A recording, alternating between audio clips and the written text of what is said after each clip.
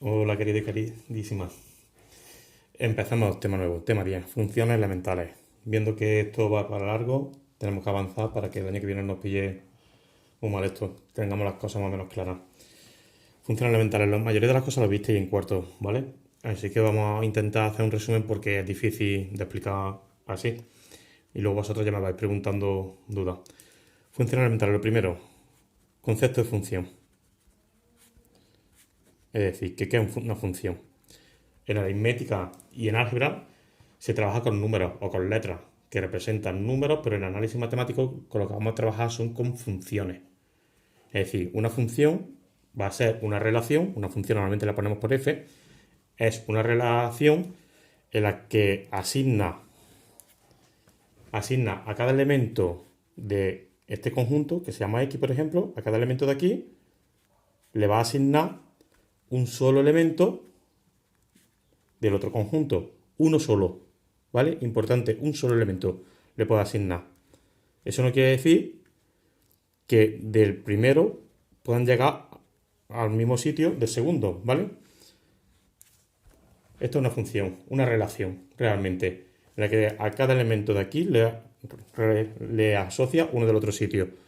Los del conjunto de X son X minúscula y los de aquí Y. Y lo que se le está haciendo, se le asigna una función. Es decir, que a cada valor del conjunto primero, cuando pasa por la función, se convierte en otro valor Y. Esto es lo que se llama la función, ¿vale? De donde salen, el conjunto de valores que salen, se llama dominio.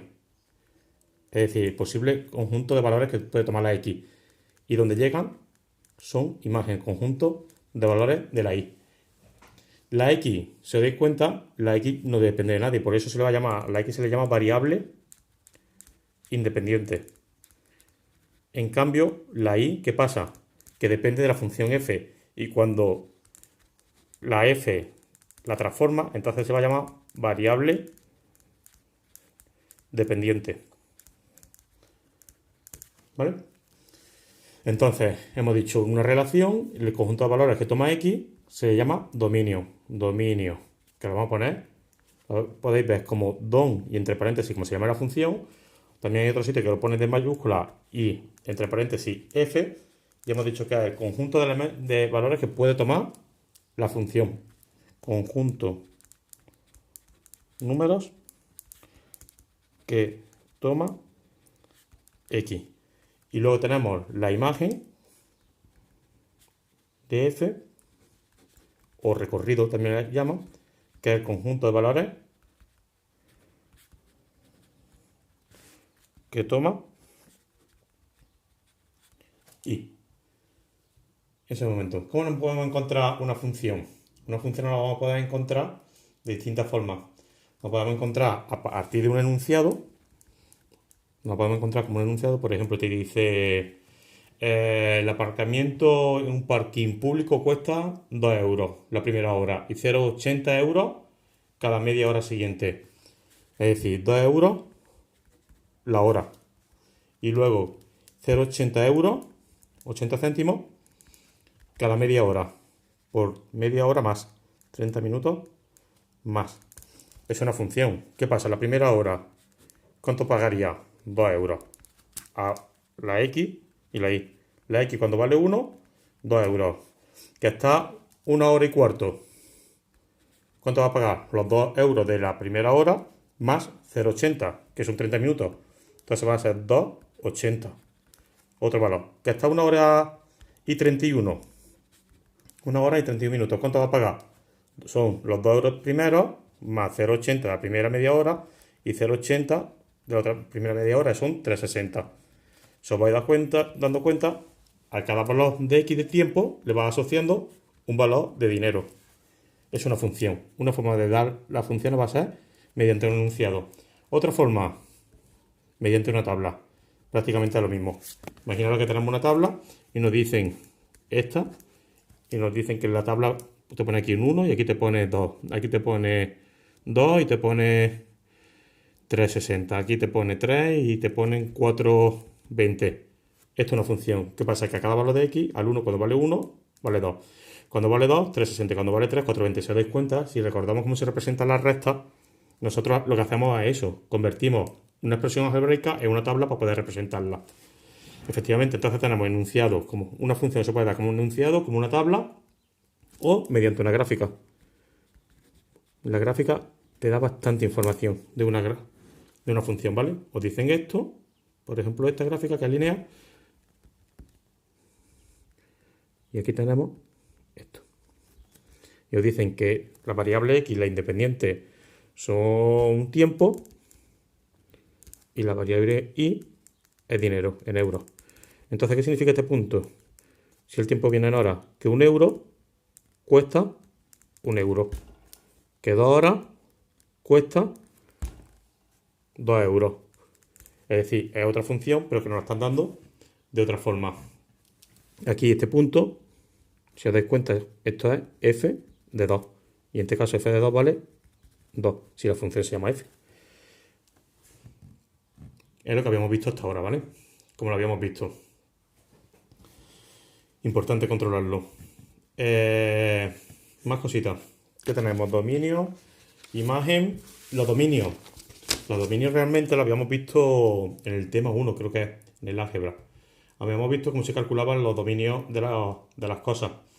Por ejemplo, vamos a recordar un poquito. Dominio. Vimos que las funciones polinómicas,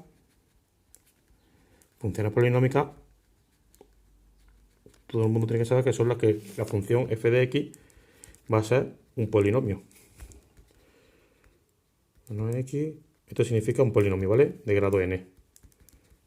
Eso más específico pues puede ser de grado 1, de grado 2, ¿vale? Así. Funciones polinómicas, su dominio. Hemos dicho que el dominio significa los valores que puede tomar la x. En una función polinómica, los valores que puede tomar la x va a ser cualquier valor. Entonces tú le puedes dar a la x el valor que te dé la gana. Entonces el dominio, ¿quién va a ser? Todos los reales. Van a ser todos los números. Funciones racionales. ¿Qué significa funciones racionales? Las funciones racionales son aquellas que tenemos un polinomio partido de otro polinomio. El polinomio de abajo tiene que ser distinto de 0, porque si no, no existiría, ¿vale? ¿Cómo se calcula el dominio de estas funciones? El dominio de estas funciones eran todos los números menos los números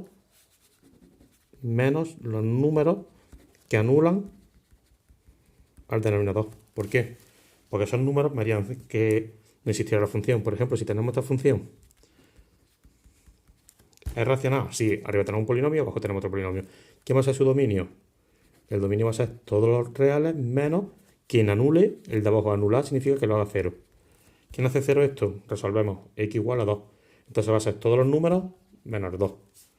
Otro ejemplo. Tenemos g de x igual a x menos 3 partido de x cuadrado menos x. Me dice quién es el dominio. El dominio de g va a ser todos los reales menos los números que anulan el denominador. Es decir, que hacen que lo de abajo sea 0. Esto es una ecuación de segundo grado. Incompleta. Sacamos factor común de x y vemos que aquí o bien la x vale 0 o bien la x vale 1. Entonces, ¿quién va a ser el dominio de esta función? Todos los números menos el 0, coma y el 1. Coma, ¿eh? Y ya ves. Si ponéis entre paréntesis, si ponéis esto, eso quiere decir que me estáis quitando todo ese intervalo. Todos los números que están del 0 al 1. Y son muchos, ¿vale? Y solo hay que quitar el 0 y el 1. Cuidado con la notación. Siempre tenemos el mismo problema, ¿vale? Luego tenemos otro tipo de funciones que son las funciones radicales. Las funciones radicales, también vimos su dominio, tienen esta forma, son funciones en las que van a ser una raíz y dentro tienen una función, ¿vale? Este tipo de funciones, ¿cómo va a ser su dominio? Dependiendo de la n. Si la n es par, es decir, si el índice es par, tendríamos una raíz cuadrada, una raíz cuarta. ¿Qué pasa? Si en la n es par, los números que toman la función del dominio, los números que toman el dominio, ¿qué tiene que ser? ¿Qué tienen que hacer? Números que hagan obligatoriamente lo de dentro como mayor o igual que 0. Porque la raíz negativa no nos va a existir, ¿vale? Es decir, que vamos a tener que resolver una inecuación. Que la n es impar. Si le n impar, ¿qué pasa? Que los números que toman me va a dar igual, porque los de dentro me da igual que sea positivo o negativo. Entonces el dominio de la función va a coincidir con el dominio de la función que haya dentro. Lo vemos con números, que nos veamos un poquito más claro. Por ejemplo, tenemos que nos dice la función h de x es la raíz cuarta de x cuadrado menos 2x menos 2x. Con eso me vale. Me dicen esta función, ¿quién es su dominio? Lo primero que miramos, índice. El índice es par. N es 4, que es par. Por lo que entonces, para mi dominio, yo necesito que la función de dentro, es decir, lo que hay dentro, sea mayor o igual que 0. ¿Cómo se resolvían las inecuaciones? Cuando era de primer grado se dejaba la x sola y se te quedaba ya la desigualdad, y cuando era de segundo grado se resolvía, os enseñé yo, ¿vale? Y sacamos las raíces. ¿Quién son las raíces de esta ecuación? X menos 2 igual a 0, pues una solución x es 0 y la otra es 2. Esto es álgebra de la primera evaluación, repasarla. Una vez que tenemos las soluciones, yo decía, hacer una recta si queréis y las colocamos por orden, el 0 y el 2. Vemos si entran. ¿Cómo se ve si entran? Mirando el signo. Si hay un igual, quiere decir que las soluciones entran. Entonces, como entrar era que cerrábamos el circulito. Si no entran, era abierto. Y ahora cogemos valores. Entre el 0 y el 2, cogemos el 1, por ejemplo, y sustituimos en la inecuación. 1 al cuadrado 1, 1 menos 2, menos 1. ¿Menos 1 más grande que el 0? No. Pues entonces, ahí no va a entrar. Os decía que normalmente era sí, no, sí o no, sí, no. Entonces, en este caso es sí, no, sí. De todas formas, si queréis lo comprobáis porque hay algunas excepciones, aunque sea raro, pero lo hay. 3 al cuadrado sería 9, 9 menos 6, 3. Da que sí, ¿vale? Entonces ya tenemos los sí, pues ya tenemos el dominio de mi función h, se llama esta vez. Y son los números que hay en este lado y los números que hay en este subintervalo. ¿Dónde empieza este subintervalo? En el menos infinito. ¿Y llega hasta dónde? Hasta el 0. ¿Entra el 0? Sí. Unión. Otro sí. Desde el 2 que empieza, cerrado, que era corchete, ¿hasta dónde? No sabemos dónde termina, por el más infinito. Así son las del índice par. Vamos a índice impar. Ahora vamos a llamar la función jx. Y es la raíz cúbica de 1 partido de x menos 3. Miramos el índice, es una racional, miramos el índice e impar, n impar. Entonces, como n impar, el dominio de j, de mi función j, coincide con el dominio de lo que hay dentro, con el dominio de 1 partido de x menos 3. ¿Qué pasa? 1 partido de x menos 3, ¿qué tipo de función es? Una función racional. Como sabemos, el dominio de las racionales eran todos los reales menos quien anule el denominador. ¿Quién anula esto? ¿Quién lo hace 0? El 3. Pues entonces va a ser todos los reales menos el 3. Ya estaría resuelto el dominio, ¿vale? ¿Hasta aquí bien? Seguimos. Después tenemos, os pongo todas las funciones, los dominios, para que los controlemos y luego pasamos a otra cosa, que creo que lo hice así en el tema 1 también. Luego vamos a tener las funciones exponenciales. Funciones exponenciales. Las funciones exponenciales son aquellas que tienen forma un exponente, ¿vale? Va a haber un número y luego va a estar elevado a algo. Están elevados a algo, a una función. En todas estas, el dominio de la función y es lo mismo que f, ¿vale? Vamos a poner aquí g para no confundirlo y aquí f de x. El dominio de f va a ser el mismo que el dominio del exponente. Y aplicamos los criterios que sabemos. Si por ejemplo tenemos que la función h de x es 3 elevado a x cuadrado, pues entonces, ¿quién va a ser el dominio de h? El dominio de h es el mismo que el dominio del exponente de x cuadrado. El dominio de x cuadrado que es una función de qué tipo es polinómica. Si es polinómica, su dominio es todos los reales, ¿vale? Entonces tan solo tenéis que estudiar el exponente y ya con el exponente ya tenemos el dominio. En la función exponencial veremos después que la a siempre va a ser mayor que 0 y que la a es distinto de 1, ¿vale? No existe la negativa. Luego tenemos las funciones logarítmicas, esas que tanto gustan a vosotros, funciones logarítmicas. ¿Qué forma tiene la función logarítmica? Y o f de x igual al logaritmo en base de algo de una función. Si nos acordáramos, ¿qué tenían que cumplir los logaritmos? El dominio de esta función, los logaritmos existían solo cuando el número que había dentro del logaritmo era mayor que 0, mayor. Es decir, que son los números que hacen que la función que hay dentro sea mayor que 0. Por ejemplo, si tenemos que la función y logaritmo en base 10 de x menos 1, me dicen ¿quién es el dominio de esa función?